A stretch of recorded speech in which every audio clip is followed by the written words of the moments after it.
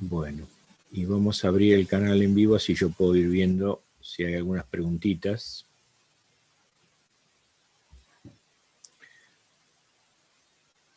Bueno, ahí estamos transmitiendo ya en vivo. Bueno, buenas tardes a todos, buenos días, buenas noches a los que nos estén escuchando. Vamos a comenzar a transmitir en vivo directamente. Hoy nos encontramos una vez más con Iván. ¿Cómo estás, Iván? ¿Qué tal? Bienvenido. Muchas gracias, Jorge. Muy bien. Bueno, acá estuvimos con unas charlas previas porque, bueno, por lo menos a mí y creo que a todos estos temas nos van movilizando y moviendo el piso y hay que ir charlando para ir entendiendo que, bueno, creo que es parte del proceso, ¿no? Y bueno, y hoy nuevamente vamos a continuar en la línea del libro de Urantia, como lo venimos haciendo. Después iremos explorando con el tiempo distintas revelaciones y fundamentalmente armonizando unas con otras como para ir logrando un entendimiento más fácil, ¿no? Porque al armonizar se entiende un poco mejor, ¿no? Exacto. Así que bueno, hoy el tema de hoy, como está anunciado, es el tema de la misión de Jesús con la humanidad, ¿no? Micael de Nevadón, vuelvo a recordar su nombre cósmico, y el tema de los autootorgamientos previos y en Urantia, que es el nombre cósmico del planeta Tierra, ¿no? Así que, bueno, vamos a comenzar por donde vos quieras. Bueno, por el título que le hemos puesto a la charla de hoy, pues aunque lo hemos dicho ya en otras charlas, pero antes estábamos comentando tú y yo, Jorge, que toda esta información es tan abstracta que no está de más repetir circularmente, constantemente, las ideas con diferentes puntos de vista para que se vaya rellenando el puzzle de comprensión de cada uno, ¿no? Entonces, bueno, pues vamos a volver a decir que las misiones de autootorgamiento surgen debido a que los hijos creadores paradisíacos son una orden, unos personajes situados en esta surrealidad espaciotemporal, como todo el resto de seres vivos, tanto en el plano físico-material como en cualquiera de los otros niveles, pongamos que son 7. Todo lo que aquí manifiesta vida y personalidad son personajes situados a actuar, como comentábamos antes, Jorge, esta exploración de las infinitas posibilidades que el yo soy originario y primigenio, por voluntad propia, quiere realizar para autoconocerse y así poder tender a su carácter infinito de cada vez más experiencia, cada vez más autoconocimiento de sí mismo.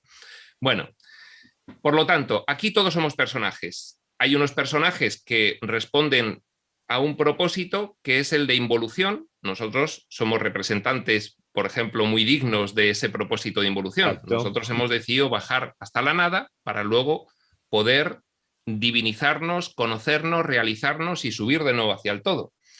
Pero hay otros personajes que yo les llamo los del propósito de evolución, porque son los que, digamos, que ayudan a que los personajes de involución podamos realizar este proceso, dado que ir a la nada es muy duro. Y entonces al principio pues se necesita ayuda, se necesita guía, porque bueno, pues si no el proceso podría no llegar a concluirse en la forma satisfactoria.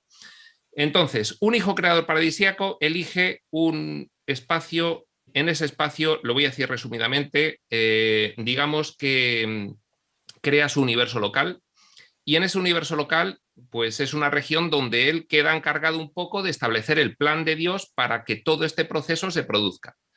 Bien, todo esto lo hemos comentado con algo más de detalle en sesiones pasadas, por lo tanto yo creo que no merece la pena entretenerse mucho en ello. El caso es que el hijo creador inicialmente baja como un hijo paradisíaco de altísimo nivel, de primer nivel, con lo cual se le presupone perfección, pero al igual que pasa con todas las criaturas universales, y esto es una regla general, la experiencia se tiene que ganar. Y también se tiene que ganar por los altos personajes del propósito de evolución o de ayuda. También se tiene que ganar esa experiencia. Entonces, un hijo creador paradisíaco que llega, configura su universo local y pone a funcionar ahí el plan por el cual estamos viviendo todas estas experiencias, pues baja inicialmente como vicerregente delegado del Padre Universal. No es plenipotenciario. Para adquirir el carácter de soberano plenipotenciario, hijo mayor al cual el Padre ya le concede la autoridad absoluta en esa región, tiene que pasar, entre otras cuestiones, por unas pruebas que son precisamente encarnarse. Dice el libro de Urantia auto-otorgarse porque es más técnico. Encarnarse sería solamente pues, en el plano físico-material, pero es que hay varios niveles o planos de manifestación involucrados en el mismo espacio de un universo local. Entonces, auto-otorgarse no es tan restrictivo como término, ¿no? Entonces es hacerse forma... No sería solamente encarnarse, digamos, el tema. Claro, claro. Encarnarse es justo aquí con nosotros. Supongamos que hay una dimensión donde no se encarna, pero se vive de otra manera, ¿no? Exacto. No hay carne, entonces no se puede encarnar. Podemos decir encarnarse, pero habiendo explicado pues, que hay un término técnico que es auto-otorgarse, ¿no? Y entonces esto lo realiza el hijo creador precisamente para poder adquirir experiencia de las diversas órdenes de criaturas que él mismo ha promovido que surjan para llevar a cabo toda esta experimentación en su universo local. Entonces él se hace una criatura de diversas órdenes y vive como tal para poder adquirir la experiencia también de saber, pues precisamente, cómo se vive en el plano de manifestación desde el propósito de involución, que es lo que estamos haciendo nosotros. ¿Para qué? Pues para poder tener luego experiencia directa de las criaturas a las que él está organizando como soberano del universo local. Es como si el rey de cualquier reino legendario decide pues, pasar desapercibido e irse pues, a recorrer los pueblos de su reino pues, como un granjero para ver exactamente cómo viven y qué es lo que ocurre, y qué problemas tienen y cuáles son las dificultades, y pues eso es exactamente lo mismo, ¿no? Entonces, el libro de Urantia lo que nos desvela es que el auto-otorgamiento de Micael de Nevadón en Urantia fue el séptimo. Cada hijo creador paradisíaco debe realizar 7 auto-otorgamientos. Aquí la numerología tiene su importancia. El número 7 en el libro de Urantia tiene una importancia fundamental y responde desde luego a cuestiones pues bien claras que el mismo texto explica. Entonces, bueno, pues tiene que realizar 7 auto-otorgamientos, con lo cual lo que nos interesa de Jesús de Nazaret es que, como Micael de Nevadón, antes del auto-otorgamiento en Urantia que supuso la vida de Jesús de Nazaret, tuvo otros 6 auto-otorgamientos previos. Siempre dentro del universo local. Dentro del universo local, sí. Okay. Entonces, bueno, pues el libro de Urantia nos revela muy poquito de cada uno de esos 7 auto-otorgamientos. Es casi como enunciarlos, da una pequeña explicación, porque, bueno, pues si tuviese que detallar y explicar todo, pues el libro de Urantia, en vez de tener 2000 páginas, tendría 2 millones. Entonces sería inmanejable, ¿no? Entonces, bueno, pues da una pequeña referencia, ¿no? Pero para esto hay que entender una cosa previa, y es la siguiente.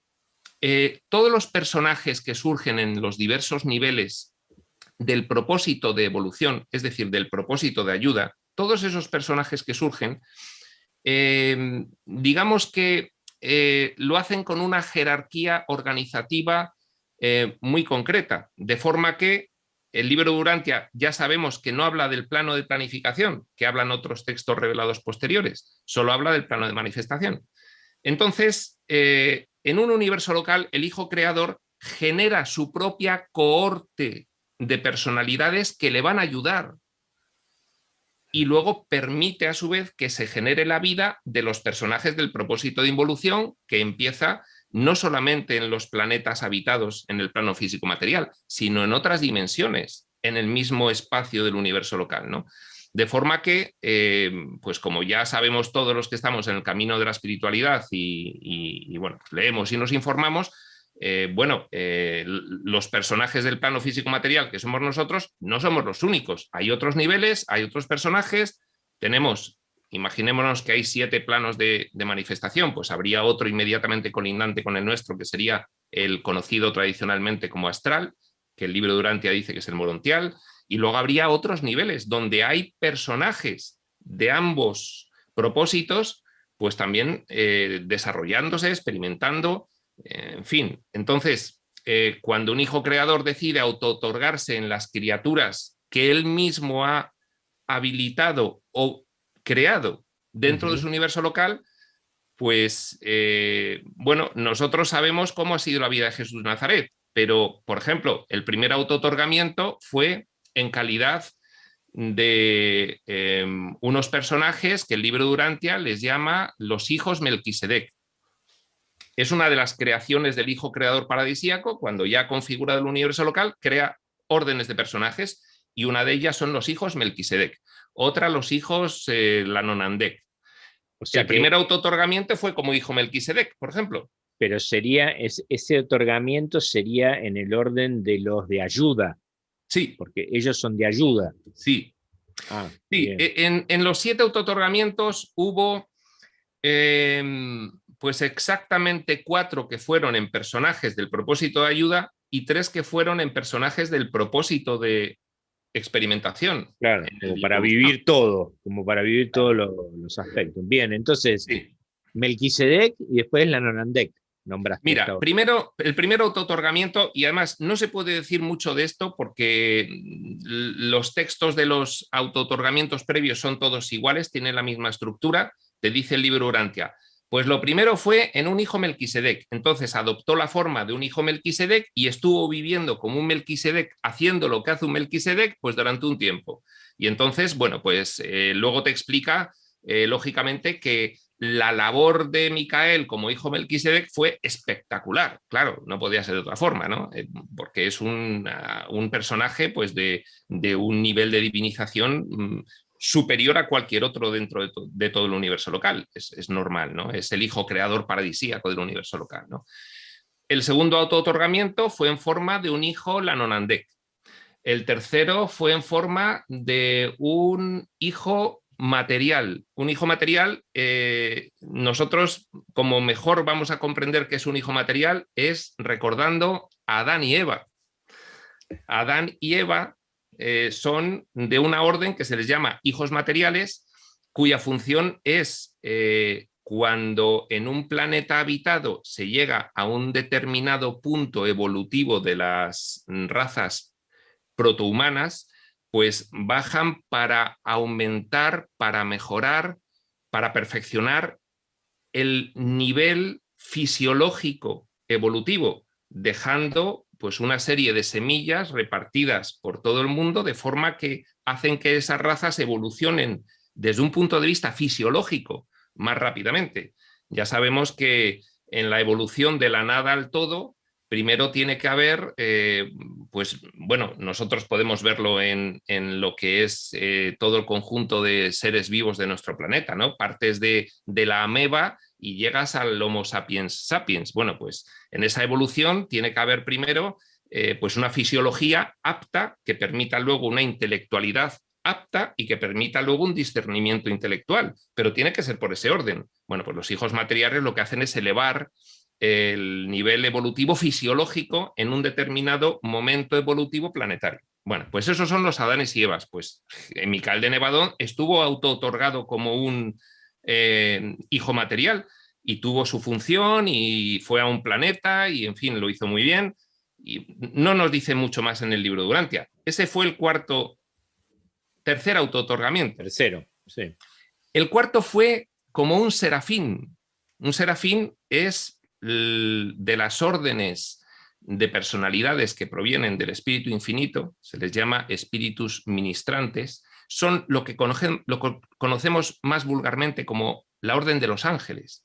Solo que de las órdenes de los ángeles, pues hay órdenes que están ayudando en el universo central de Abona, en un nivel elevadísimo, hay otros que están a nivel del superuniverso, y hay otros que están a nivel del universo local, que son los serafines, precisamente. Bueno, pues Micael de Nevadón fue un serafín, apareció en la orden de los serafines, actuó como un serafín.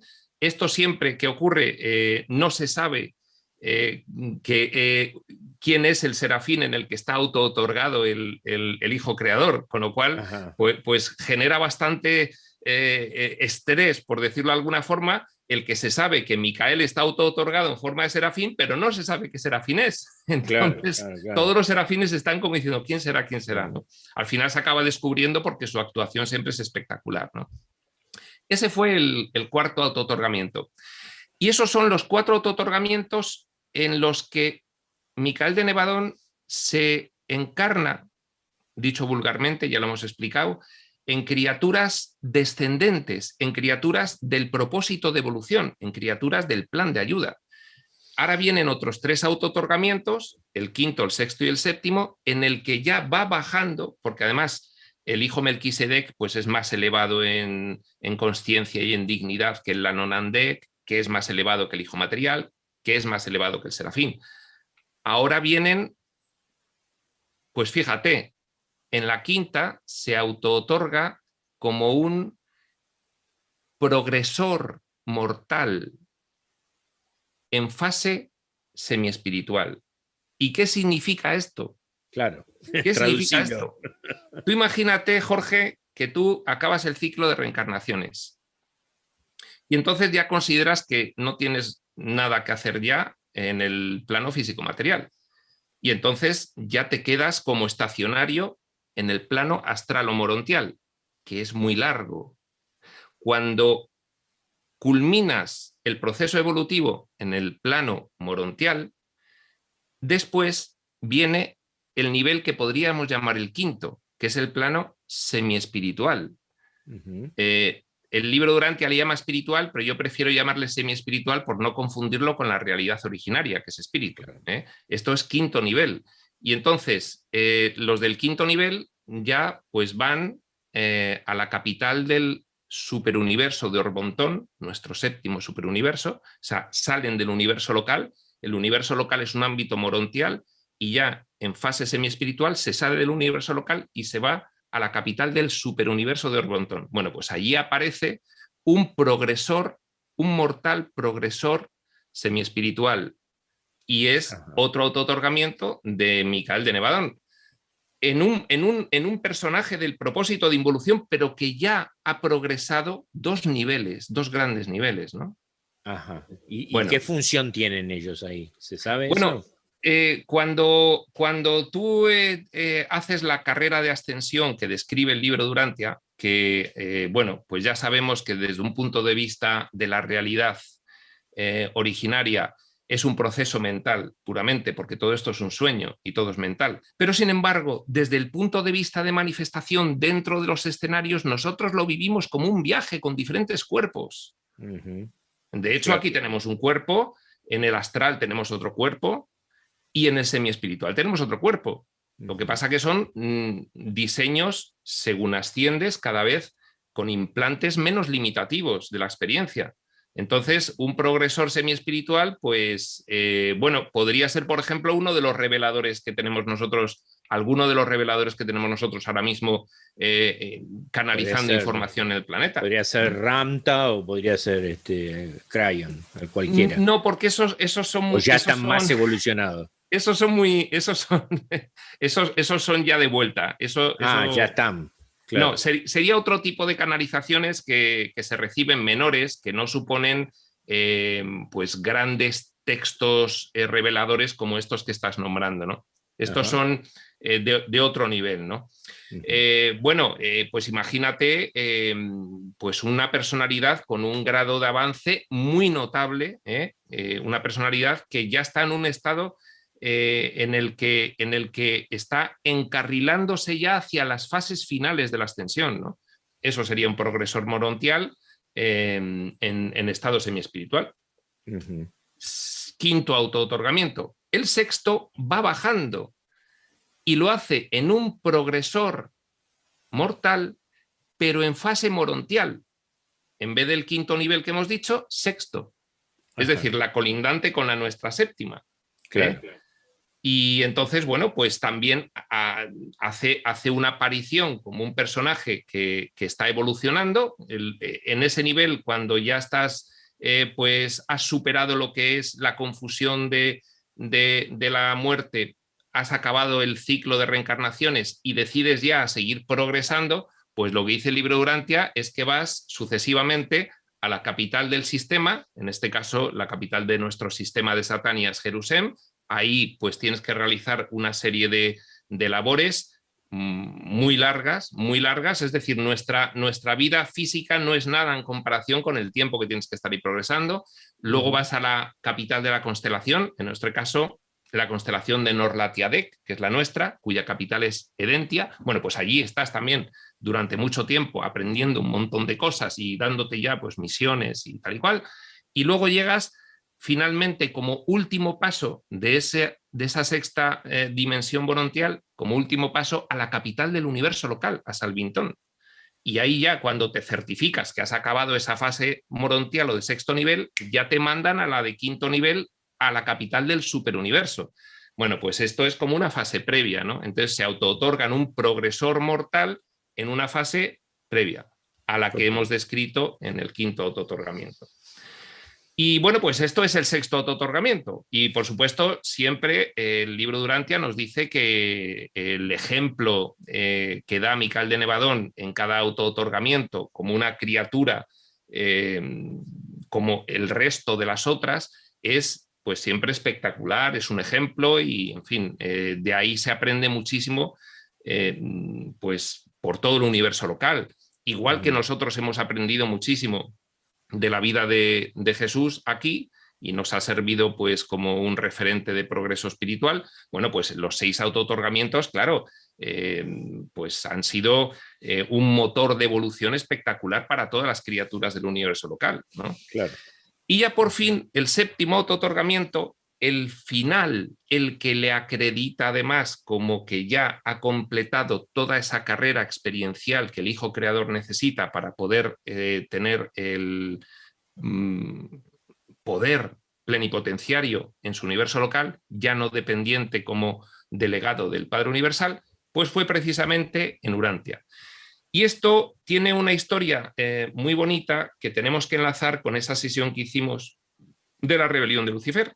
Y en lo que la enlaza es en lo siguiente.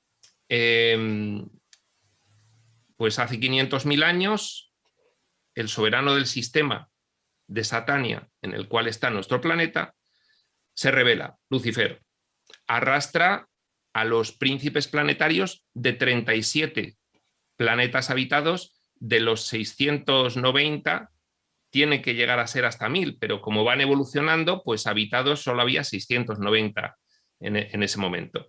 Y entonces arrastra a 37 príncipes planetarios. Uno de ellos es el nuestro, Caligastia, príncipe planetario de Urantia, en aquel momento hace 500.000 años. Ponte que las razas protohumanas, pues según el libro de Urantia, pueden llevar aquí 1,5 millones de años y que consideración de inteligencia humana, de conciencia de autorreferencia, pues es 1 millón de años, ¿no?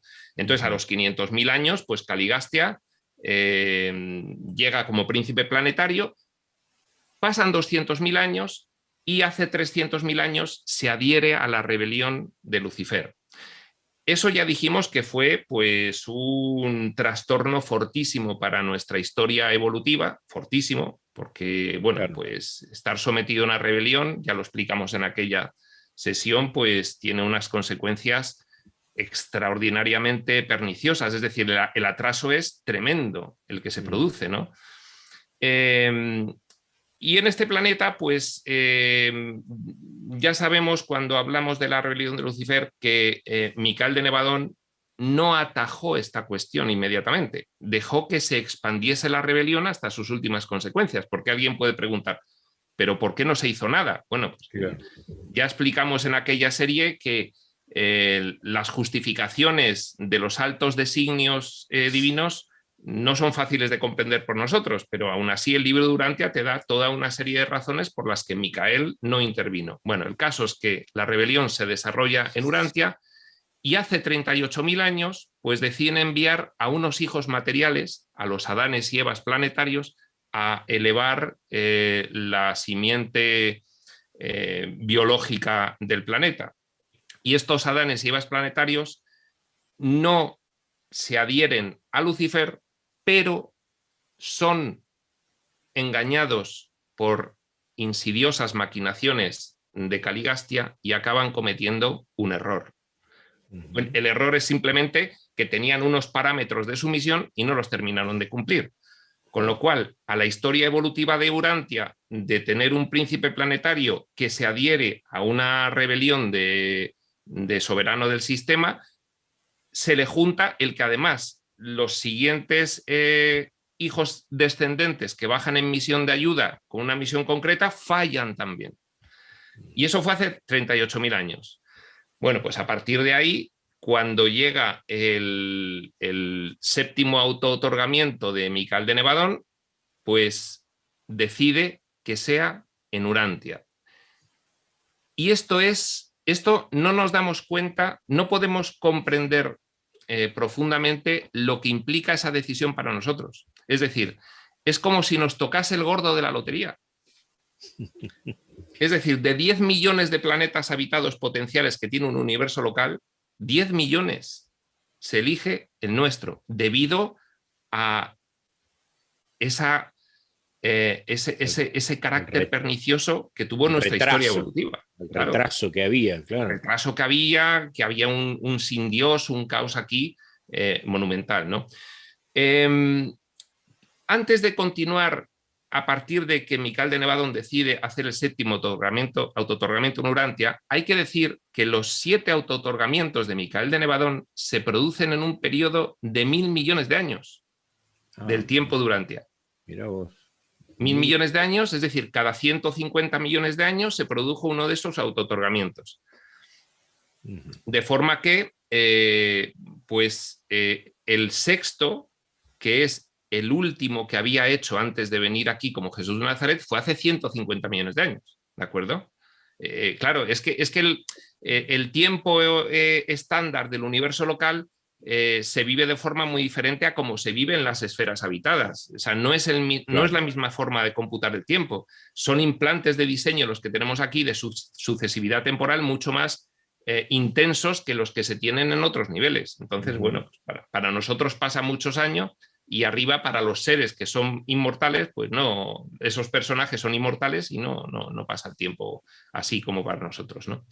Bueno, claro. El caso es que cuando Micael de Nevadón decide venir a Urantia, porque considera que es un planeta tan revuelto que iba a ser el escenario perfecto para la misión del séptimo auto-otorgamiento, 1973 años antes manda a un representante que se encarna aquí, manda a un hijo Melquisedec. Este hijo Melquisedec se le conoce aquí como Maquiventa Melquisedec.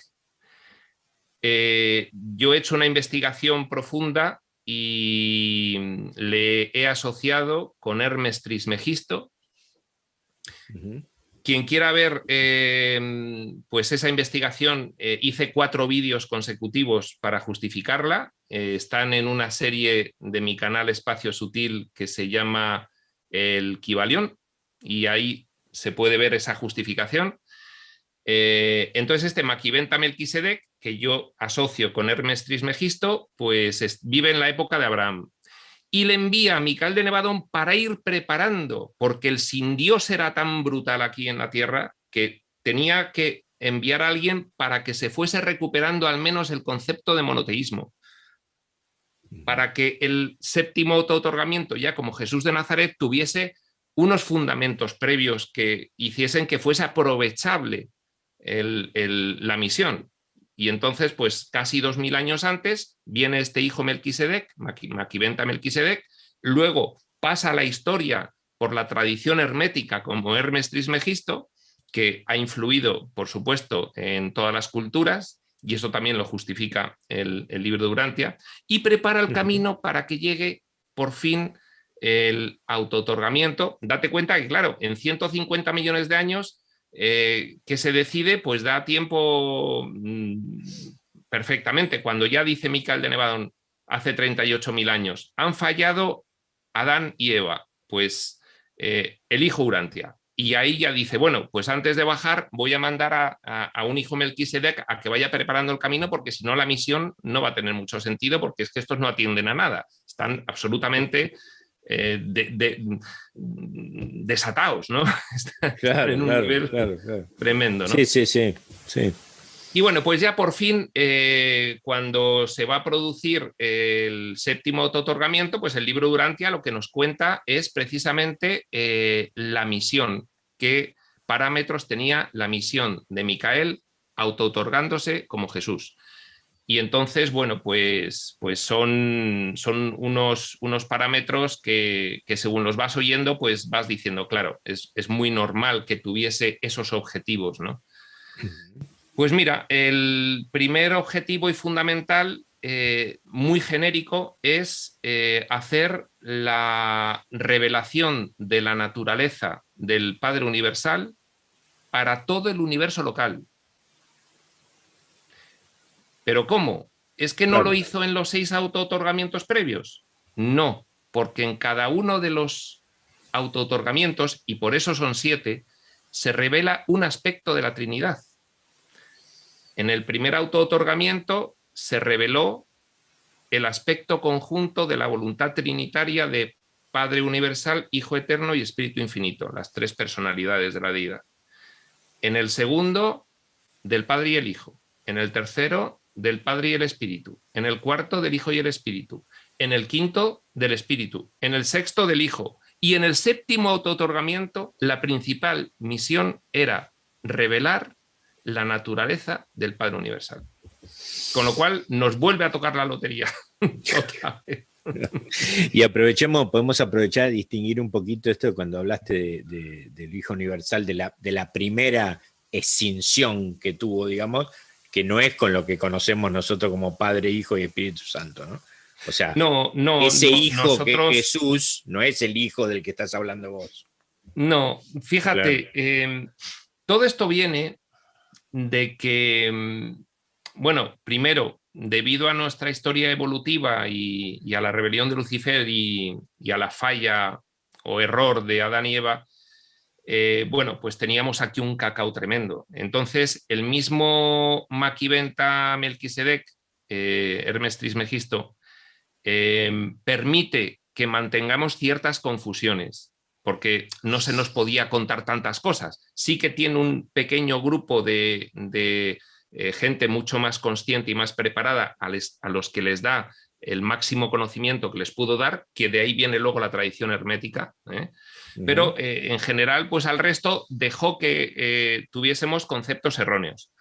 Pues por ejemplo, el principal error que nosotros hemos tenido respecto de cómo son las cosas ahí arriba, es que nuestro concepto de la Trinidad ha sido el Padre Universal, ahí sí acertamos, pero luego, en vez del Hijo Eterno, que es el antecedente causal de un Hijo Creador paradisíaco, pues ahí dijimos, no, Jesucristo es el único Hijo y forma parte de la Trinidad. Bueno, pues eso es un error que se nos ha permitido tener porque tampoco era tan relevante en el nivel evolutivo que teníamos en el momento de venir Jesús. Bueno, y se mantuvo. Y luego dijimos, ¿y el Espíritu Santo es la tercera persona de la Trinidad? Bueno, pues no. El Espíritu Santo es el espíritu materno del universo local. Es un personaje que acompaña al Hijo Creador paradisíaco a realizar todas sus labores en cumplimiento del principio de género, precisamente del que habla el Kybalión. Ese es el principal error que hemos tenido. La Trinidad paradisíaca son aspectos del yo soy. El Padre Universal es el aspecto principal autoexistente del yo soy, el Hijo Eterno es el aspecto coexistente del yo soy y el Espíritu Infinito es el aspecto conjunto existente de Padre y de Hijo. Pero eso es el yo soy. es todo Dios. Claro. Nuestro concepto de la Trinidad fue pues un Claro, por eso apaño que hicimos estaba ahí bueno raro. aprovechar para aclararlo, porque, claro, entonces esto era. No, no, no. Claro, Claro, la, está bien. la- la Trinidad realmente son aspectos funcionales del yo soy, individualizados, personalizados y eternizados para poder permitir este radio de exploración espaciotemporal. Ujú. Pero Bien, nosotros, bueno, pues... y Bueno, pues pero espera, en cuanto a esta primera misión que vos estás sí, nombrando, ¿no? sí, ¿Por qué influye en el universo local si lo estás realizando solo sí, en Urantia? sí, pues mira, esto es de difícil comprensión, es decir, porque una misión de un hijo creador tiene una multiplicidad de objetivos y de facetas que nos es difícil comprender, porque no podemos alcanzar. Entonces nos explican un poquito los objetivos de la misión principales, ¿no? Eh, Esto es un tema bastante técnico.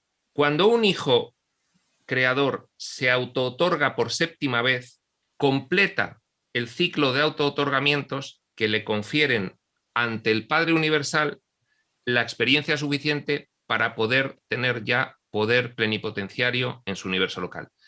Bien, este séptimo autootorgamiento decimos que Jesús, uno de los parámetros principales de su misión era revelar la naturaleza del Padre. Pues bien, cuando en esta misión revela la naturaleza del Padre y en la misma personalidad que fue Jesús de Nazaret, por eso se le llama el Hijo del Hombre, se juntan, se combinan la personalidad del Padre Universal y la de la más baja de las criaturas del último nivel del ensueño, eso tiene un sentido de información espiritual importantísimo a nivel de todo el universo local. Es interesante para todas las criaturas de ambos propósitos, el descendente de ayuda y el ascendente de involución de todo el universo local. Lo que pasa es que para nosotros es difícil de comprender. El libro de Sí, Urantia le echa un par de hojas o tres para explicarlo y bueno, pues te quedas un poco como, bueno, sí, lo entiendo, pero claro, es que no voy a entender más porque entiendo que no estoy en el nivel de poder entender esto, ¿no? claro. Sí, lo que sí, Pero, paradójicamente, la Iglesia, cuando describe la salvación de Jesús, lo sí, hace describiéndolo como una salvación universal. y lo es, Claro, y pero lo vos es. fíjate que ahí hay una coincidencia interesante, ¿no? Sí, sí, porque al final la iglesia cristiana, después de todas las capas de distorsión que le ha puesto al mensaje de Jesús, contiene el mensaje de Jesús. Claro. Y contiene también tradiciones de lo que fue la encarnación de Maquiventa Melquisedec, que también dio su información, y en fin. Es decir, ahí estaban los conceptos. Lo que pasa que luego las capas de distorsión que se le han metido han sido tantas que los conceptos han quedado muy enterrados, pero están. Claro, Y claro. entonces aparecen en las oraciones. O sea, las Mm. oraciones están llenas Sí, de conceptos que dices, Dios mío, es que claro, son elevadísimos. Pero claro, no claro, se entienden bien. claro, claro, muy bien, muy bien. Bien, la segunda parte de la misión, la estamos Bueno, describiendo la primera. lo fundamental era revelar la naturaleza del Padre Universal. Ujú. Y luego había ya todo un conjunto de objetivos secundarios. Pues mira, por ejemplo, pues un objetivo inmediato era restablecer a uno de los planetas más afectados por el mal de todo el universo local, que era Urantia, porque había tenido la doble concatenación de circunstancias de un príncipe planetario apóstata y luego pues de otros que bajan a arreglarlo y fallan. Y Mm. entonces, que son los hijos materiales, el Adán y Eva planetarios, ¿no? Y Sí, fallan. sí. Y entonces aquí había tal caos que dijo, mira, voy a bajar ahí, primero porque es que les tengo que echar una mano a estos pobres, porque es que, Mm. en fin, están pagando errores, además de personajes del propósito de evolución. Claro, no eran totalmente propios los No, errores. no, no, Claro, Entonces, bueno, lo estoy contando de una forma muy burda, ¿no? Pero voy a compensar un poco la cosa, ¿no? Es decir, aquí se necesita más. ¿Puedo ir a dar este ejemplo universal a cualquier lado? Pues lo voy a dar aquí porque lo necesitan más. Segunda. Tercera, el mero hecho de tener un estado tan caótico en nuestro planeta favorecía a efectos de todo el universo local. Dice el libro de Urantia que cuando Micael nació de su madre, todos los ojos de todos los niveles dimensionales del universo local están mirando hacia Urantia, como diciendo, tremendo, tremendo que haya elegido en el séptimo auto-otorgamiento encarnarse como la criatura inteligente más baja del universo local, que es el hombre, y tremendo que lo haya hecho en Urantia, es decir, vaya nivel, ¿no? Vaya nivel. Entonces, generó una atención extraordinaria. No, y la forma también, ¿no? Claro, la forma, claro. Porque, o sea, desde regresiones yo conozco que hay otras formas, como el efecto walking, ¿no? Que es poder que un alma de alguien que ya es adulto salga y venga alguien entre ese cuerpo que ya está evolucionado, no pierde el tiempo, digamos, de la evolución del cuerpo para realizar X tarea puntual, ¿sí? Y se acuerda eso. Él podría haber hecho eso para ahorrar tiempo, y sin embargo no. No, lo hizo plenamente como es la cosa, y con todas las circunstancias que corresponde a cualquier hijo de vecino. Sí, es que hablando un poco de los objetivos y los parámetros, porque una cosa son los objetivos de esa misión de autootorgamiento y otra los parámetros. Es decir, ¿cuáles fueron las circunstancias en las que Micael decide aparecer como Jesús? Que hay muchas circunstancias que hay que explicar, que esto no es inmediato, ¿no? Porque hay muchas dudas. Oye, ¿pero Micael sabía que era él? Pues no. No. Es decir, Jesús cuando nació como cualquier niño urantiano. Cualquiera. Y con 7 años pensaba que era un niño más. Es decir, claro. Tuvo que ir descubriendo, igual que nosotros tenemos que ir descubriendo quién era. Lo que pasa que la diferencia entre el Jesús y nosotros es que él no venía con algunos implantes de diseño y algunas improntas propias de los personajes de involución. Claro. Entonces, bueno, pues eso le permite rápidamente, con 8 o 9 años, ya empezar a recordar, a realizar recuerdo por intuición de quién es y qué está haciendo ahí, y hasta que llega un momento en que con 12 años pues baja un serafín, un ser intermedio mandado por un serafín, mandado por Gabriel, el primer personaje después de Micael en la organización del universo local, y entonces le dice, efectivamente, las sospechas que tienes son ciertas, eres quien eres, y tienes aquí una misión, y en fin, aquí estoy para ayudarte para lo que sea. Eso con 12 años. Bueno, el caso es que siguientes objetivos. Bueno, pues el objetivo, por ejemplo, es decir, mira, va a ser en Urantia, ya acabamos de terminar de explicar este tercer objetivo, para que la misión de autootorgamiento tenga en el escenario absolutamente escabroso y hostil en el que se va a tener que producir, tenga las oportunidades suficientes para demostrar la naturaleza del Padre. Y eso sirva de ejemplo para todo el universo local. Es decir, no solamente para ayudarnos, sino para que pudiese, por contraste, manifestarse la personalidad del Padre Universal lo mejor posible en un mundo, bueno, que le acabaron crucificando, vaya.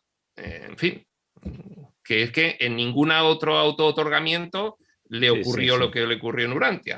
Sí, claro. Entonces, claro, fue de terror acá. Claro, fue de terror. Entonces, había más posibilidad de acreditar pues una serie de cualidades de la personalidad del Padre Universal en esa vida compleja, hasta decir basta, claro. Eso fue otra de las cuestiones, ¿no? Esas son las 3 principales objetivos involucrados. Luego pasamos a alguno que es menor. Por ejemplo, otro objetivo era acabar ya con la rebelión de Lucifer. Porque 300.000 años antes había producido la rebelión de Lucifer. y 300.000 años del tiempo urantiano, Micael no había intervenido. Prefirió dejar que se extendiese hasta las últimas consecuencias la rebelión en el sistema de Satania. Eso sí, aisló el sistema para que no se contagiase a otros sistemas, pero dejó que se expandiese, dejó libre inicialmente a Lucifer, dejó libre inicialmente a Caligastia y al resto de los 36 príncipes planetarios, a todos las huestes de personalidades que se unieron a la rebelión, les dejó. Y entonces, bueno, pues claro, eso ya lo comentamos en la otra serie, había una cierta perplejidad dentro del universo local de decir, ¿por qué no actúa Micael? Claro. Bueno, pues motivos había, pero tan elevados que, en fin, que eran incomprensibles incluso para altas personalidades. ¿Por qué no actuaba Micael? El libro de Urantia lo explica muy bien, ya lo explicamos en aquella serie. De hecho, todavía hoy no está terminado el juicio, ¿no? Exactamente. Pero claro. sí, cuando uno de los parámetros, uno de los objetivos de la misión de Micael como Jesús de Nazaret fue acabar con la rebelión como hombre, sin hacer uso de sus prerrogativas de poder, que es que en cualquier momento hace así y se acaba. Claro. No hizo así y se acaba en 300.000 años. Y lo que hizo fue acabar con ella como hombre. Es decir, esto lo han tergiversado mucho los evangelios, pero lo cierto es que Jesús tuvo un enfrentamiento. Por supuesto, los enfrentamientos a esos niveles son dialécticos, son energéticos, no son de violencia física. Claro. Son dialécticos y son energéticos. Tuvo un enfrentamiento como hombre cuando se sintió preparado para ello. Y es como si a ti te dicen ahora, es que te tienes que enfrentar tú a un Ijolan Onandek que está en el extremo de la malignidad. Y tú dices, yo, pero ¿cómo me voy a enfrentar yo? Bueno, pues Jesús sí lo hizo. Y entonces acabó definitivamente con la rebelión, realizando un enfrentamiento. Detalles tampoco te dan muchos, con Caligastia y con Lucifer, y a partir de ahí cerró el asunto. Pero el libro de Urantia insiste en que no cerró el asunto con las prerrogativas de un hijo soberano del universo local, que es hacer así y ya está. Lo hizo desde su naturaleza humana. Cosa que, bueno, tampoco podemos comprender muy bien, pero imagínate, pues, el ser más iluminado, el hombre más iluminado que ha habido en toda la historia de Urantia ha sido Jesús de Nazaret, evidentemente. Bueno, pues ese hombre más iluminado pudo acabar y cerrar la rebelión de Lucifer, sí, a nivel de todo el sistema. ¿Vos te referís además con sus experiencias en el desierto cuando se le aparece a tentarlo? ¿Eso también incluye o no? Eso es, digamos, los residuos legendarios que han quedado en los evangelios. No fue así. No fue así. A ver, tenemos que entender que la revelación de Urantia vuelve a ser un relato para niños que nos cuentan de cómo suceden las cosas. Porque lo que aquí nos sucede como una escenificación físico-material, en otros niveles, en otras dimensiones, tiene otras escenificaciones, en diferentes horquillas energéticas. Entonces, bueno, a nosotros nos lo cuentan para que lo entendamos nosotros, pero no tenemos que tomar lo que dice el libro de Urantia como realidad, sino a los efectos de este séptimo plano de manifestación, que es el físico-material. Nos lo cuentan para que lo entendamos nosotros. Fue un enfrentamiento dialéctico.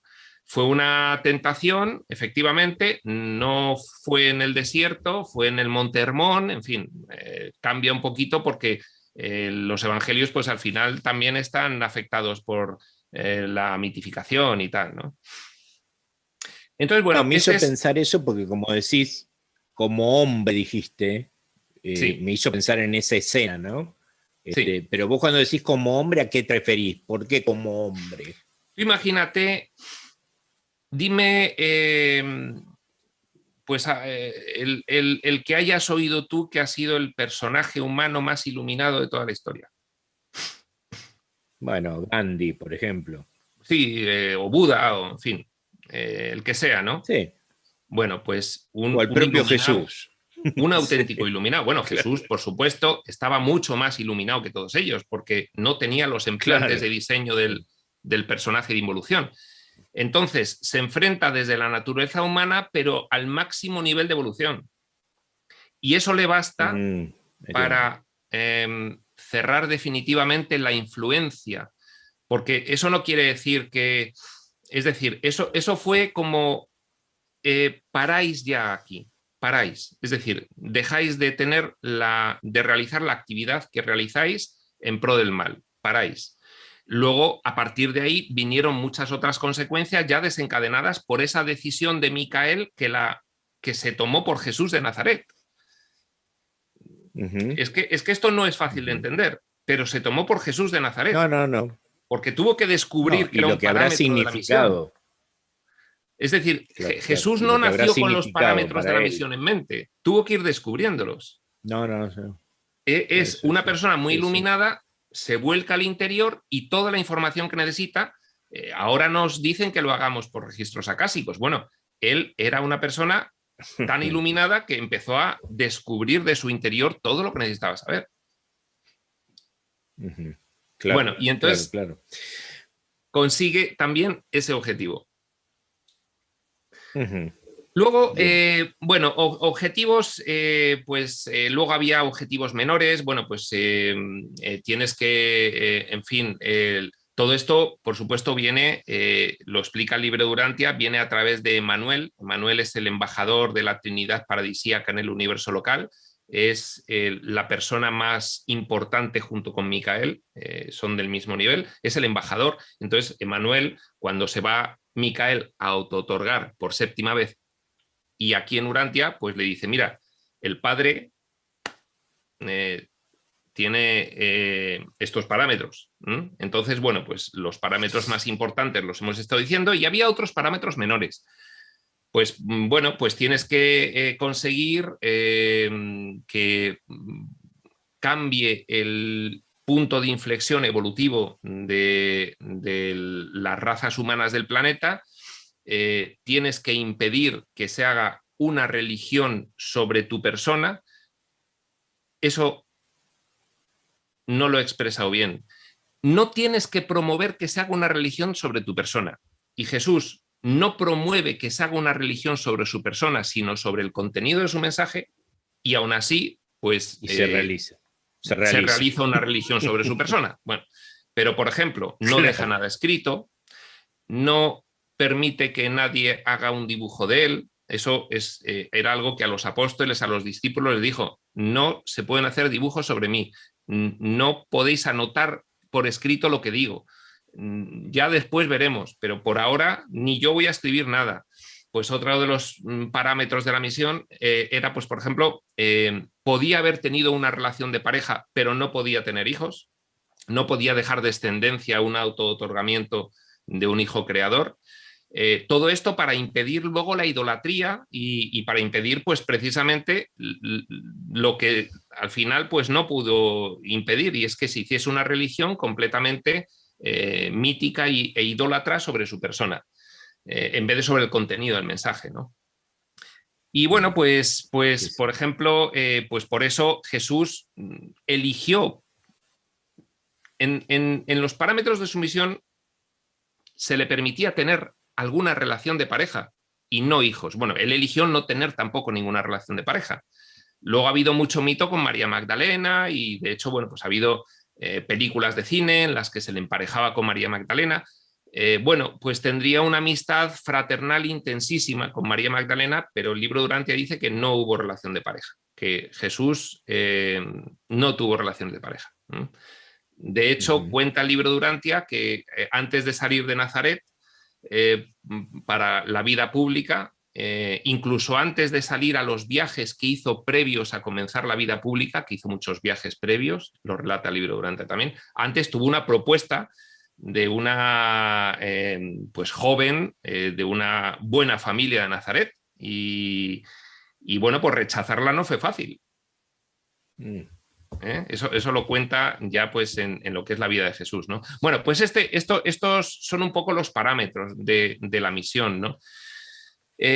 Pues a partir de ahí llega un momento en el que se les anuncia a una orden de sacerdotes caldeos cuyo líder era un tal Ardnón, se les anuncia. porque estos sacerdotes caldeos eran muy sensitivos y empezaban a recibir información pues de sexta dimensión, del astral, diciendo, va a pasar algo importante en Urantia, viene un personaje importante. Entonces empezaron a especular. Entonces, bueno, pues se les mandó un mensajero, un ser intermedio. Hablamos de los seres intermedios ya en la otra sesión, y les dijo, efectivamente, viene un personaje muy importante, no especuléis más, y bueno, pues incluso os digo que van a hacer allí en la zona de Oriente Medio y tal. Y estos son los Reyes Magos, porque es que fueron para allá y fueron un poco a comprobar con sus ojos que efectivamente que... Y bueno, pues a partir de ahí ya nace Jesús. Y bueno, pues el libro de Urantia nos cuenta que efectivamente, pues tal como relata la Biblia, es que luego te das cuenta, al comparar el libro de Urantia y los evangelios, los hechos fundamentales que tienen son coincidentes con lo que realmente ocurrió. Lo que pasa es que luego tienen las otras capas de distorsión que es lo que... Pero mira, pues sí hubo anunciación a María, es decir, sí bajó un serafín y... No, fue el mismo Gabriel el que bajó. Gabriel, y le dijo a María, mira, vas a tener un hijo y además efectivamente, sin consumar. Y entonces, pues, tuvo ese hijo sin consumar. Luego tuvo 8 más, con lo cual ahí ya se acaba ese mito del cristianismo de que Jesús fue hijo único. Pues no, fue el primogénito, pero no fue único. Tuvo 8 más. En fin, ahí ya comienza la vida de Jesús, ¿no?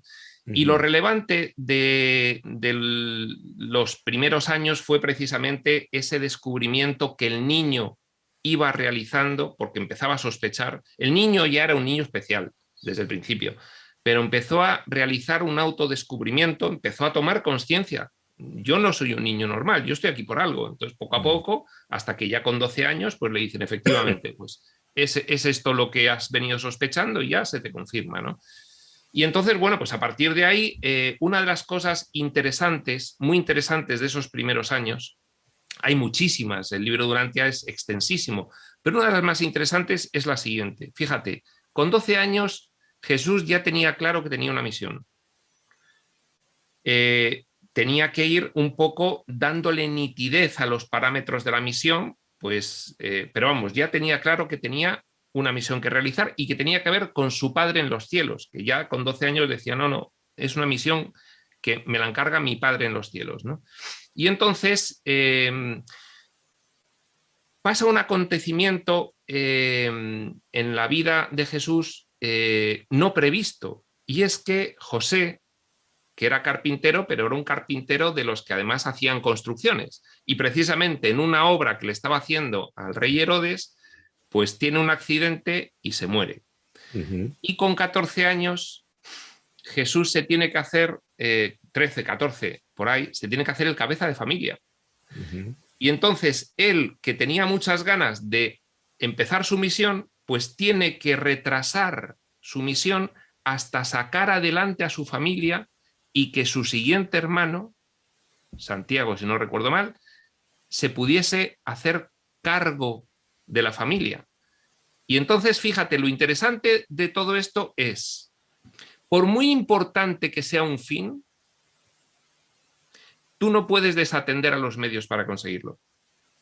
Claro. Tú no puedes dejar a tu familia porque tienes una misión de tu padre, porque no sería coherente. Tienes que dejar a tu familia bien encarrilada, con seguridad económica y habiendo educado a tus hermanos pequeños porque tu padre ya no puede hacerlo. Y cuando tengas eso conseguido, te vas a la misión de tu padre. Fíjate qué lección más importante es esa. Sí. Ana, y vos decís que no era parte del propósito, digamos, que sucedió como un hecho fortuito. Sí. Sí, eso cuentan, fortuito en este nivel, vamos, ¿no? En el nivel de la vida de Jesús como hombre, ¿no? Claro, pero no deja de ser un hecho condicionante supremo, digamos. Claro, eso. Pero fíjate tú imagínate que eres consciente de que tienes una visión del mismo Dios. Joder, esto es lo más importante de todo. Bueno, pues la lección ahí es, a ver, no puede haber un fin con medios disonantes de ese fin.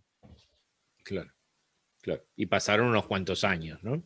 Pues tuvo que estar atendiendo a la familia, pues al menos hasta que el segundo, al que le enseñó un poco, porque Jesús se tuvo que encargar de la carpintería, de enseñar a los hermanos, de todas unas labores diarias que no le dejaban tiempo para otra cosa. Claro, entonces, hasta que el segundo hijo no fue capaz de llevarlo todo, pues él no se fue. Claro. Y también estoy pensando yo la vivencia que él tuvo, que se llevó de un hijo urantiano, ¿no? O sea, en su propio ser, ¿no? La vivencia de todo esto, ¿no? Es que fíjate, aquí ahora vamos a elevarnos otra vez mucho, mucho. Nos dice el libro de Urantia, mucho nos vamos a elevar, que la exploración espaciotemporal se acabará cuando se junte el conocimiento divino con la experiencia de la criatura. Y eso se junta en una manifestación que le llaman el Dios finito, le llama el libro de Urantia, o el Dios del tiempo, que es el Ser Supremo. El Ser Supremo es un ser emergente que se va formando con las experiencias de todas las personalidades de ambos propósitos, del involutivo, de las criaturas, y de evolución, de las personalidades de ayuda.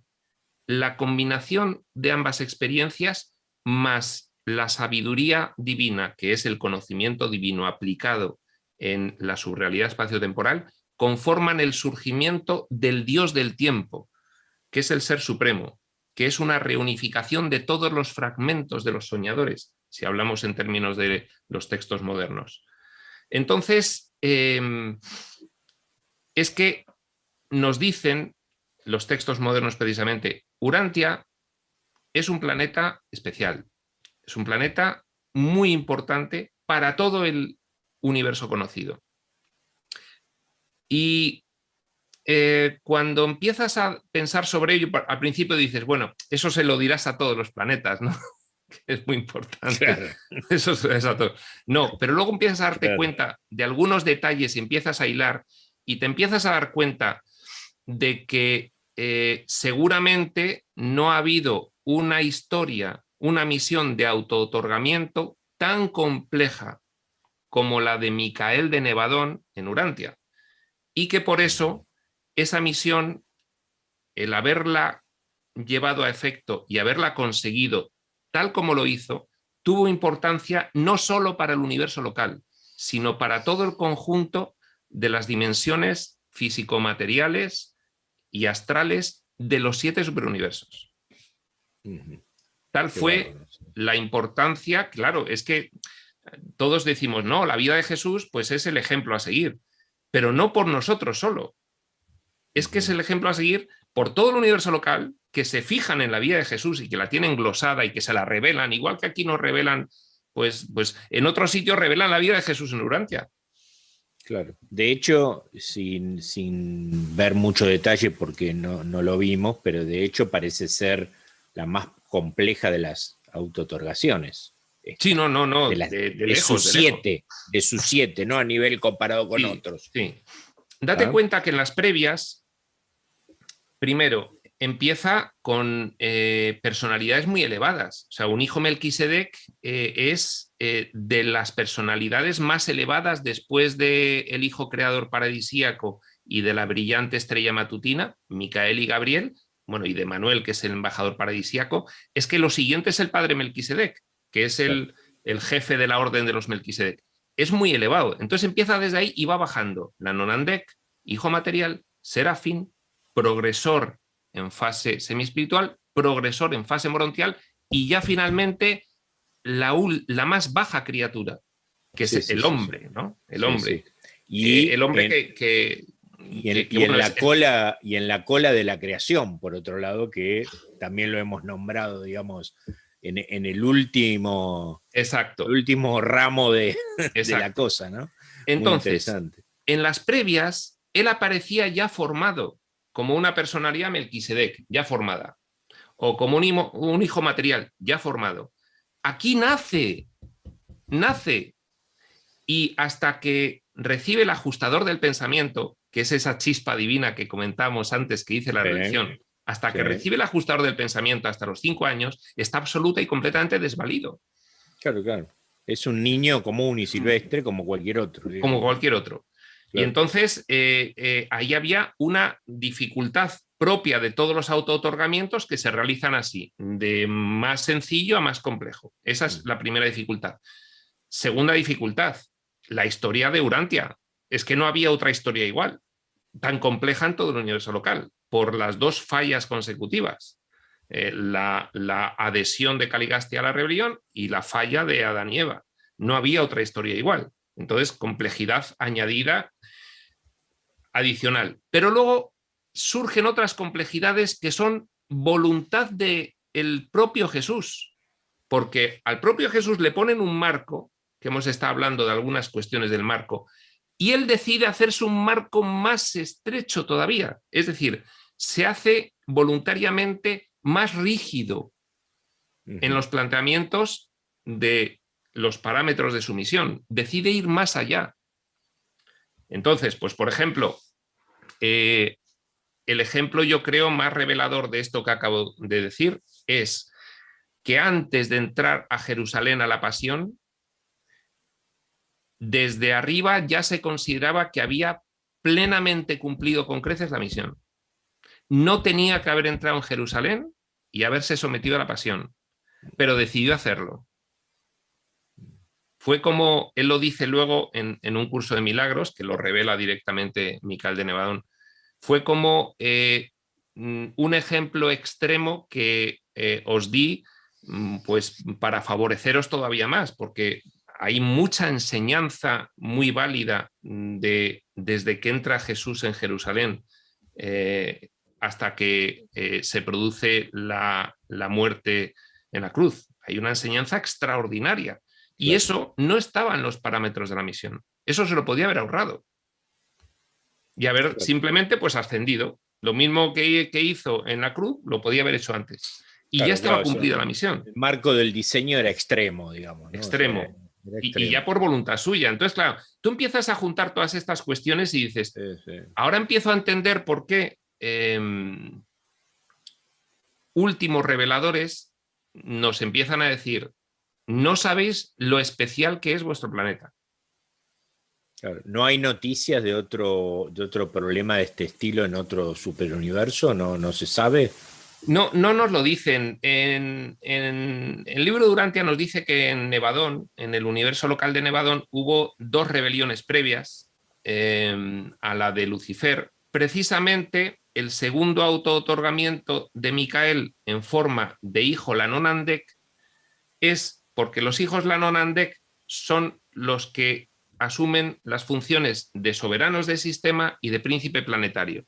Hijo Lanonandek primario, soberano del sistema. Hijo Lanonandek secundario, príncipe planetario.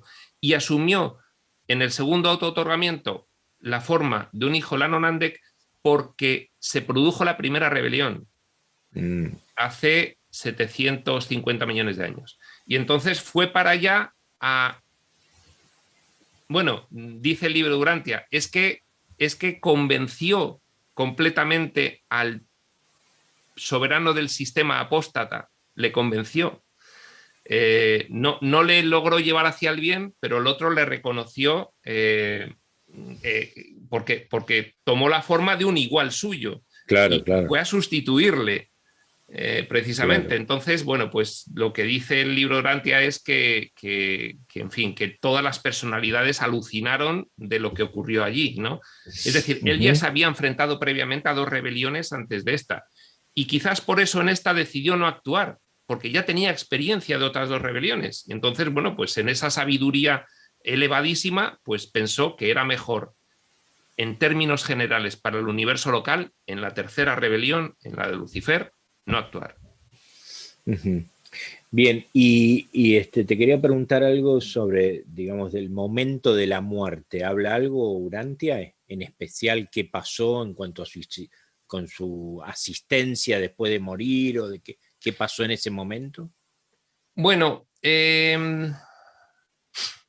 aquí fíjate, esto es una cuestión un poco controvertida porque resulta que los textos modernos son conscientes de que el libro de Urantia nos ha contado las cosas, pues como aquí hemos conocido históricamente y por los evangelios que se han producido, ¿no? Que Jesús pues entró en Jerusalén y la pasión y la crucifixión y expira y los truenos y luego le entierran y desaparece el cuerpo. Todo eso lo cuenta el libro de Urantia con extremo lujo de detalles, ¿no? Pero luego, sin embargo, hay textos modernos que te dicen, hay otras versiones de lo que ocurrió, es decir, se os ha contado una versión de lo que ocurrió, pero hay otras versiones de lo que ocurrió. Nos empiezan a decir, todo el tema de la pasión y la crucifixión se produjo no históricamente, sino que tuvo origen en sexta dimensión, fue una representación en sexta dimensión que entró y se asumió en la mentalidad de todos los involucrados en aquel momento en Jerusalén, en todo eso, y en la mentalidad de las generaciones humanas posteriores, aunque no ocurrió históricamente. A mí eso, como tú me dijiste antes en la charla previa que hemos tenido, a mí eso me descolocó mucho. Claro. Y entonces tuve que hacer un esfuerzo de armonización muy importante para poder asumir lo que decía Seth. Claro. Pero es que no es el único que lo dice. Entonces, volviendo a lo que comentabas tú, el libro de Urantia te relata algo similar a lo que relata la Biblia, solo que la Biblia te da dos ideas muy esquemáticas y el libro de Urantia las desarrolla completamente. Pues efectivamente, expira, muere, dice consumado es. Cuando dice consumado es, se refiere, he completado los 7 autootorgamientos. Eso es consumado es. Claro. He completado no hablando los objetivos de mi misión. Urantia. Claro, no hablando específicamente de Urantia, ¿no? No, porque la misión de autootorgamiento, pues ya sabemos que en este caso tenía un alcance universal y puede ser que superuniversal incluso de todo el universo maestro. Pero el caso es que cuando dice consumado es, él se refiere a los 7 autootorgamientos y la misión, los parámetros, los objetivos de la misión de este concreto, bueno, pues que él es consciente que lo ha llevado incluso más allá de lo que establecía el parámetro inicial de la misión, ¿no? Entonces, consumado es, bueno, pues ahí efectivamente muere el hombre realmente, muere el cuerpo y no resucita el cuerpo, porque las apariciones posteriores son en calidad morontial, en calidad astral. Lo que pasa que es en una calidad astral que a los que se les aparece, que tiene 19 apariciones nada menos, 19, durante un tiempo además extenso, pues a los que se les parece, bueno, le ven que no es totalmente real, pero que es bastante real. Entonces, por eso a partir de ahí hablan de que Jesús resucitó y resucitó el cuerpo. No, el cuerpo no resucitó. Resucitó simplemente que el cuerpo psicosomático, el cuerpo emocional, el cuerpo morontial fue el que apareció. Claro. Y fue a los 3 días. Y esos 3 días... estos 3 días es algo que todos los textos y tradiciones coinciden en que una vez que mueres, ahí en 3 días pasan cosas. Y a los 3 días ya sale el cuerpo morontial y aparece. Bueno, eso en el caso de Jesús fue porque Jesús tuvo realmente naturaleza humana. Y entonces necesitó 3 días. Claro, en el astral días, seguía funcionando como consecuencia de lo humano que había sido, digamos. Sí. Claro. Y fíjate, ¿por qué si lo que sale es el cuerpo morontial y no resucita el cuerpo físico, por qué no aparece el cuerpo físico en el sepulcro? Es una muy buena pregunta. Porque en los parámetros de la misión estaba no dejar absolutamente nada que se pudiese mitificar. Fíjate que ya se mitificó la sábana santa, si es que es real, porque el cuerpo, dice el libro de Urantia, se hizo desaparecer, porque era primordial que no se promoviese el que hubiese una religión sobre la figura de Jesús. Claro, habría hoy una catedral con el cuerpo... Y aún así, pues está la sábana de Turín por ahí circulando. Sí, están los clavos, está un montón de cosas. Bueno, claro, Cada iglesia tiene su astilla claro, de la cruz, claro, claro. claro, claro, claro. Y Mirá, fíjate lo que ha ocurrido ¿cómo le llaman? Que ahora no, las reliquias históricas, las ¿no? reliquias, sí, sí, sí. Es que se han hecho verdaderos. Mira, una de las cosas que dice el libro Durantia, uno de los problemas que surgieron en el cristianismo, de los más graves, surgieron muchos a lo largo de la historia, pero uno de los más graves fue la cuestión de los santos. Como que tenían que interceder por ti ante Dios. Eso impidió el realizar lo que ahora estamos realizando, de que tú y Dios tenéis relación directa sin intermediarios. Claro. Entonces las reliquias, los santos, no sé qué, eso perjudicaba. Aunque Jesús no lo promovió, surgió igualmente. Pero si ya lo llega a promover, pues ya no hubiese conseguido lo que pretendía, de realmente hacer un salto evolutivo consciencial importante en la humanidad, que lo consiguió. Ahora se está produciendo el siguiente importante en estos momentos. Él consiguió el previo importante. Sí. ¿Y se relata en el libro quién se ocupó del cuerpo o no? Pues el mismo que en la Biblia, no recuerdo ahora mismo, pero creo que fue José de Arimatea. José de Arimatea, José sí. de Arimatea se ocupa del cuerpo. De hecho, José de Arimatea, según el libro Durantia, tiene que pedir permiso al Sanedrín y a Poncio Pilato, a los dos. Oye, Sí. dejadme que me ocupe yo. Y en fin, entonces al final, pues con alguna argucia consigue ocuparse del cuerpo, se lo conceden y le embalsaman y le meten en el sepulcro. Y bueno, pues luego lo que cuentan los evangelios lo cuenta también el libro Durantia, pues Sí. aparece, abren y no está. ¿Hay algún relato que hemos tocado en un momento hablando de esto con Emilio Carrillo, Sí. donde, donde se habla un poquito de la tradición cátara? ¿Vos tenés alguna información de eso? Bueno, pues así muy de pasada, algún libro he leído de los cátaros, sé un poco pues cuál era su mentalidad y su ideología con respecto al cristianismo, pero tampoco soy un experto en absoluto. Ajá. No, porque ahí ellos hablan de una supervivencia de Jesús, ¿no? Y una posterior vida en Francia y bla, bla, bla, ¿no? Sí, Este, sí, ya, ya. Eh, a ver, yo creo que eso en lógica. Bueno, de hecho, eso lo recoge el código Da Vinci, ¿no? El de Dan claro, Brown, ¿no? Pero claro. yo creo que son lógica.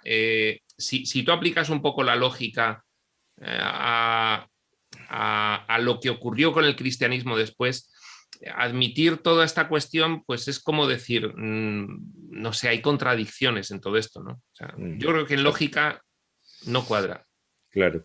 Y relata algo el libro Durantia post-mortem y post las 19 apariciones. ¿Qué pasó? ¿Dónde está? ¿Qué hace ahora? ¿Cuál es su Mira, tarea?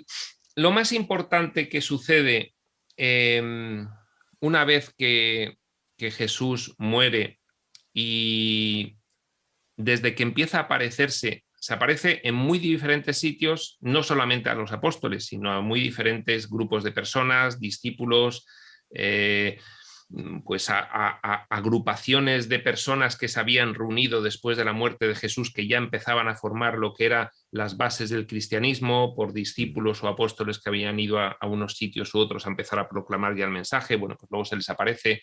Pero al Ujú. final, lo más relevante que ocurre es que él dice: me voy, pero no os dejo solos. Y no solamente no os dejo solos, sino que volveré.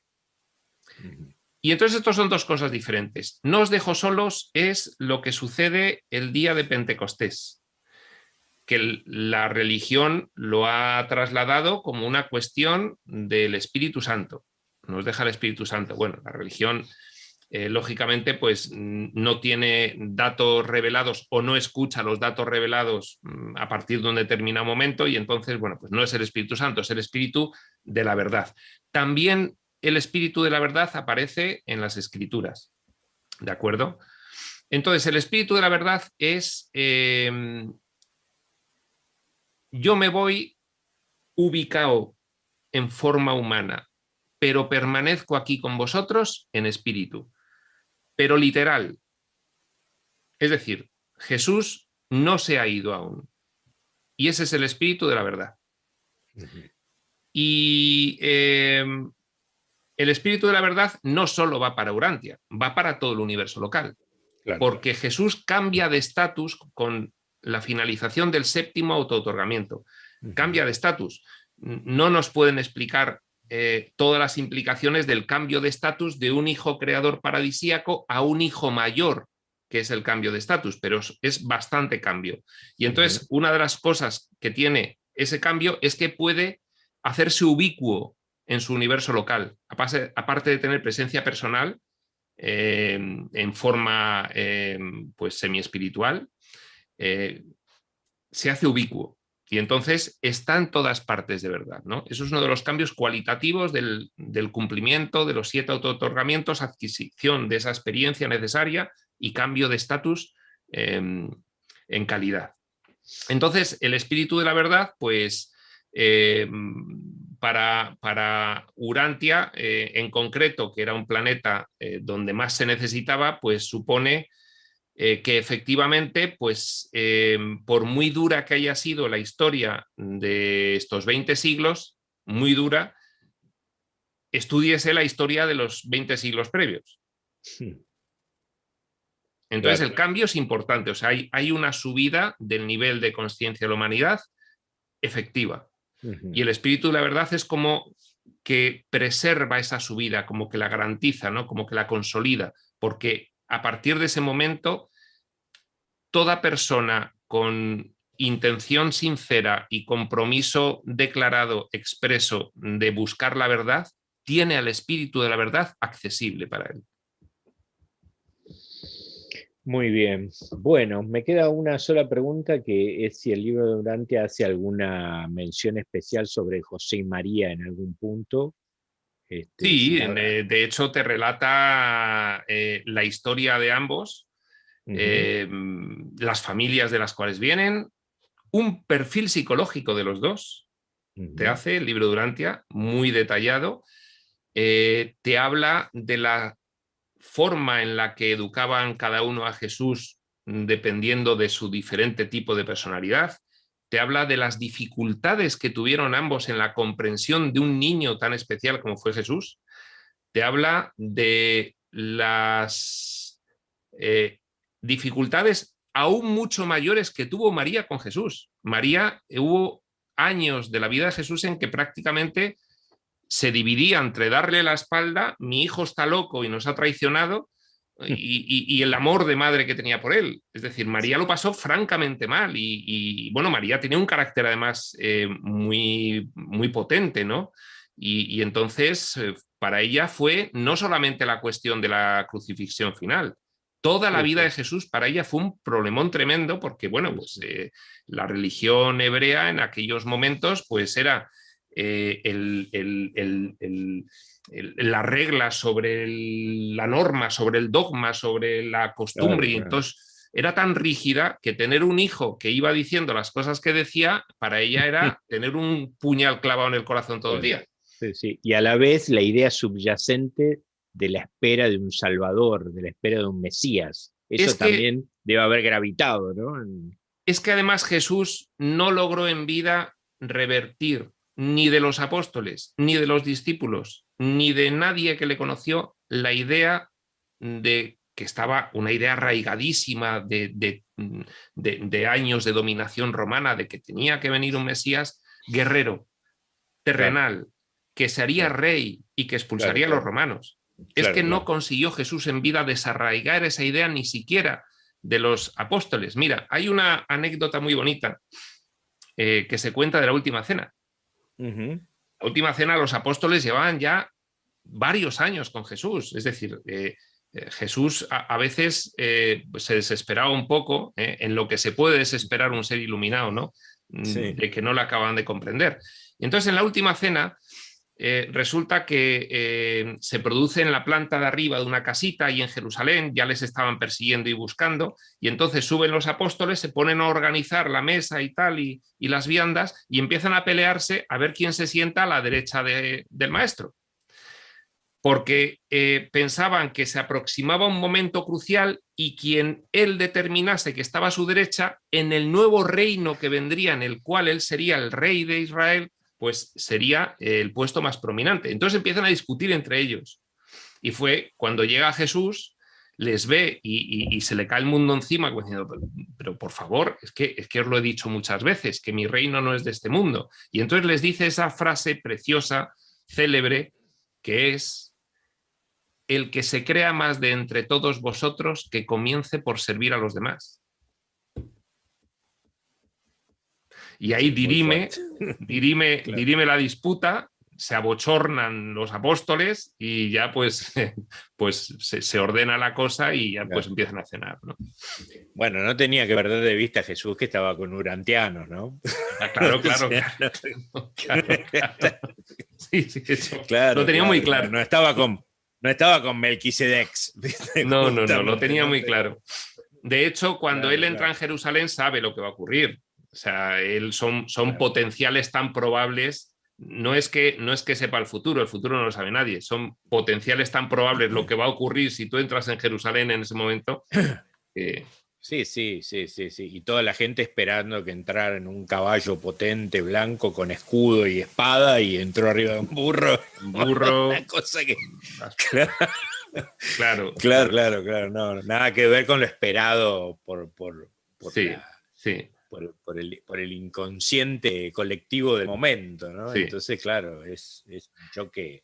Y por terminar, interesante. Por terminar de hablar un poco de José, de José el padre, pues José, según el libro de Urantia, no solo en el perfil psicológico, una persona de calado, profunda, equilibrada, ecuánime, armónica, es decir, José, sorprendente el relato del libro de Urantia sobre José, sorprendente. El hombre pues tiene un accidente y se muere, con lo cual pues a partir de ahí ya no se puede saber nada más. Seguro que es una alta personalidad ahora mismo en el plan, seguro, o sea, un progresor ya en estado semiespiritual, o que incluso haya alcanzado el cuerpo de la finalidad y esté ahora mismo en colaboración. Lo que pasa que, bueno, no se suelen decir esas cosas, ¿no? Sí se dice que María, pues efectivamente ahora mismo está pues ayudando desde su nivel que tiene ahora, que María acabó progresando mucho posteriormente y está elevada, ¿no? Y está ayudando ahora mismo. De José no se ha vuelto a decir nada más, pero el libro de Urantia habla de José tremendamente bien, tremendamente bien. Y esa elección entonces no habrá sido tan azarosa por parte de Micael, bueno, digamos, cuando planeó la... Sí, no, Porque... claro, no, todo eso estaba cuidadosamente, es decir, dentro de las dificultades, oye, te vas a Urantia y tal, dentro de eso, pues mira, se elige para todas las revelaciones, digamos, corpóreas que ha habido previas en Urantia, que ha habido varias, pues para empezar, la venida del príncipe planetario, en segundo lugar, la venida de los hijos materiales, siempre se elige Oriente Medio porque es el centro geográfico para luego poder dispersar mucho mejor el contenido del mensaje, porque es un sitio por donde el mundo se comunicaba y todo pasaba por ahí, ¿no? Entonces era mucho más fácil la expansión a partir de ahí. La elección de los judíos era porque la religión hebrea, con todos los defectos que tenía, era, a los efectos de la misión de Jesús, la más avanzada de todas las que había en ese momento en esa zona que es Oriente Medio, la más avanzada en ese momento, por eso se elige. Y luego se elige a María y a José también, pues porque, en fin, pues representan dos tipos de personalidad que más o menos garantizaban una cierta estabilidad familiar a Jesús. Claro, qué bien. Bueno, tienen hoy para pensar bastante con todo este material, ¿no? Contarles que seguiremos algunos encuentros más con Urantia. Pienso que hemos abarcado bastante, pero siempre hay un poco más para seguir. Podríamos y después no iremos entrando. Sí.